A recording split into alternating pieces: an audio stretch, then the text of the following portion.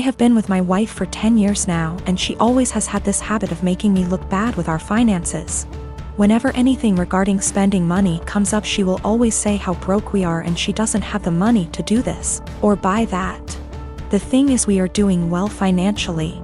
We have decent jobs and combine our salary is roughly $125K year. As of today, our net worth is more than $1 million but less than 2.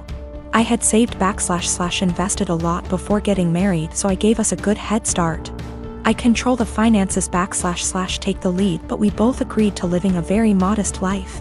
We both have our cars from college, for example, Honda and Toyota.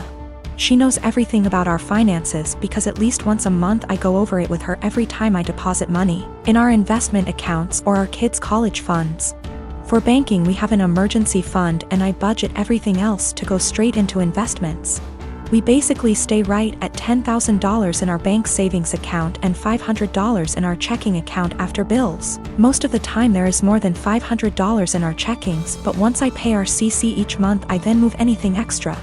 We always use the CC, so it's not like we only have $500 to spend. Our CC limit is $25,000. A few months ago we had dinner with her friends and they talked buying a new car. My wife said something like, "I wish I could get a new car, but I'm always broke after paying the bills. We still have our college cars." Wife does not want a new car. She will go on to talk about if she had money what she would want to buy, and it always makes me feel ashamed. This "I'm broke" story has been happening for years. When we were driving home, I asked her about. She understood we have the money, but it's how she feels because her bank account is always low. I said I can increase our budget or keep more money in our bank if she wants. Since we are doing well, I'm okay with spending more. She said no and again was happy with our finances. I explained that when she says we are broke, it makes me look bad and I feel ashamed. It's as though I can't provide for the family and / or I am bad with money. She doesn't see it that way. The same conversation has come up numerous times about us being broke. Recently, I reminded her numerous times it makes me feel and look bad in front of friends and family. I told her if she keeps saying stuff like that, I will reveal that we are doing well with money. I gave her a few reminders I'd eventually do this, but she kept going with the "I'm broke" story. At a dinner with her sister and parents, the same "I'm broke" story came up. I piped in and said, "It's weird to hear a millionaire say they are broke." My wife said, "I'm not though." And I quickly say, "We are millionaires and you know that. We go over our finances every month." Well, the "I'm broke" story stopped after that and the night went on as usual. A little later the same thing happens with her friends and I use the same line. Now my wife is mad at me for using that line and revealing roughly how much money we have. She said it seems like I'm gloating. I say it's better than making me look like I'm running us into the ground financially. I'm pretty open to us spending money and I don't restrict her spending. She has the CC to spend money monthly. Most of the month we have far more than $500 in our checking, but I move anything above to our investments once I pay the CC every month.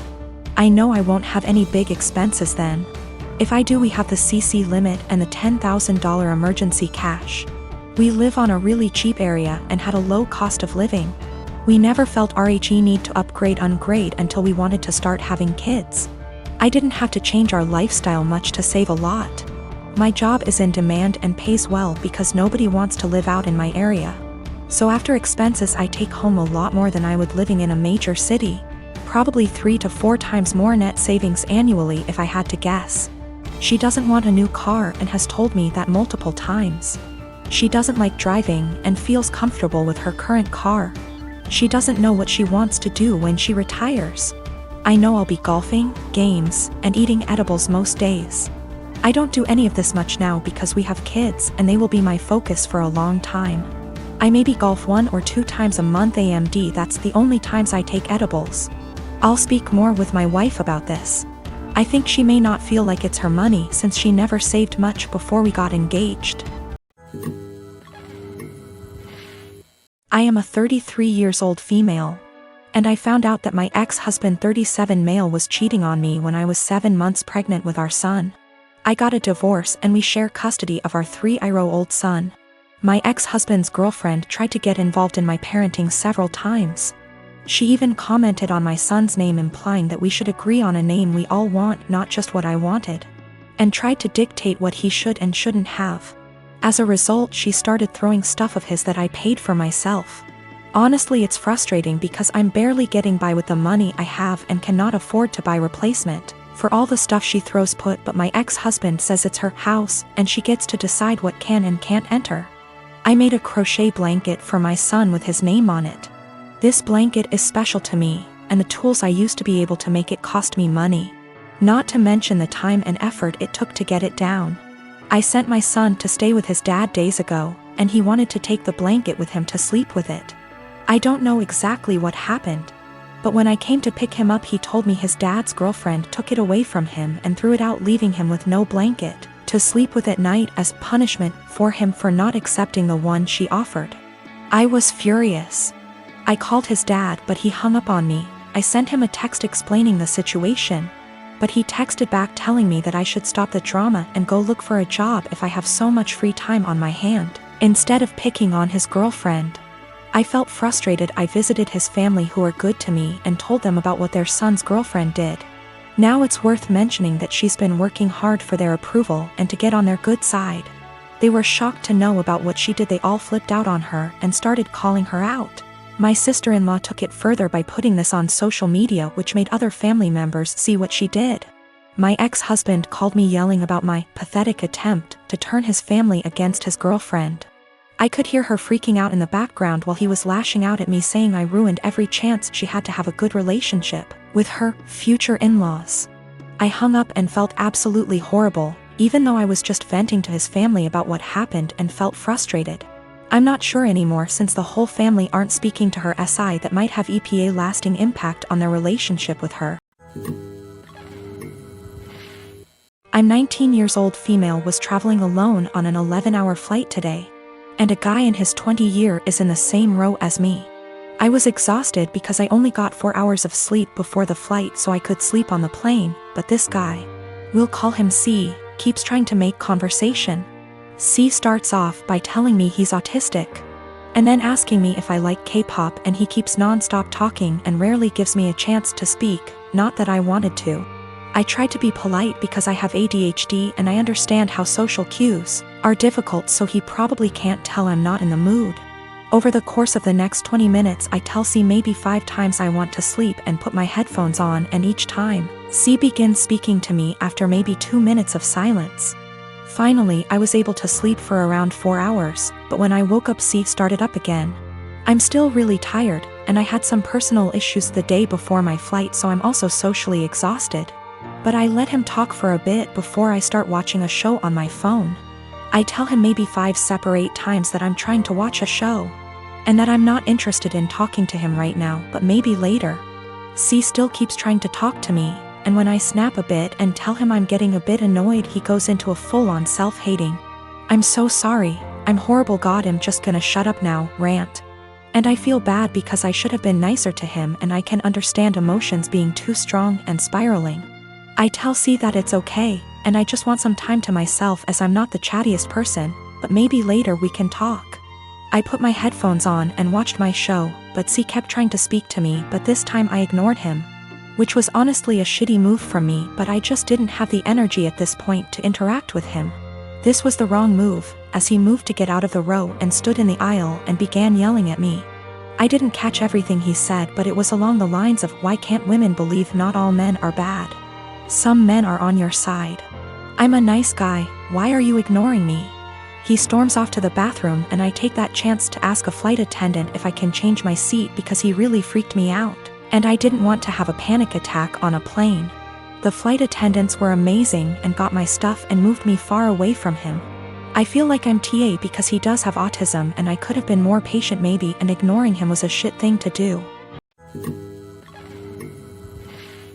My wife and I have been together for 5 years, married for 3, and have no children. For our first few years together, she was a full-time attorney working 50 to 60 hours per week. At that time, her income was approximately 40% higher than mine. The income disparity did not bother me at all. I mean, who doesn't like more money? But neither of us was happy about the amount of hours she had to spend at work. When we met, she was already pretty burnt out and unhappy with the stressful job. I tried my best to be supportive and encourage her to look for other jobs that would be less stressful. She was open to it, but knew it would be a big pay cut. She said she would rather stick it out for a while longer so we could pay off her student loans and save money for a new house. Once the loans were gone and we had moved into our new home, she found a part-time /15HRS//WK job working from home doing something more in line with her interests. Her stress level went way down, and so did her income. She still makes very good money, but her income is about a third of her previous job. This is absolutely not a problem financially. My income has steadily increased and she's still bringing in plenty. We are doing great and have no money problems. I have no regrets about any of it. The thing is, every once in a while, she'll mention that she feels sad that she doesn't contribute because her income is so much lower than mine. I tell her this is absolutely not true. Not only does she still have great income, but she contributes in so many other ways. Since she has a very flexible work schedule, she is able to do most of the household chores, takes care of errands during the day, does a lot of the shopping, etc. She basically keeps our household running. But I think in her mind, the work she does for our household does not make up for the loss in income. She recently found out we are eligible for health insurance through one of her attorney organization memberships. She sent me the details, but it turned out that our current plan we have through my job is still a better deal. I texted her and said I looked into it, but we should stick with what we have. When I got home from work, I could tell she was feeling down. She told me she had gotten excited at the possibility that we could use something through her work, and that she would be providing something major.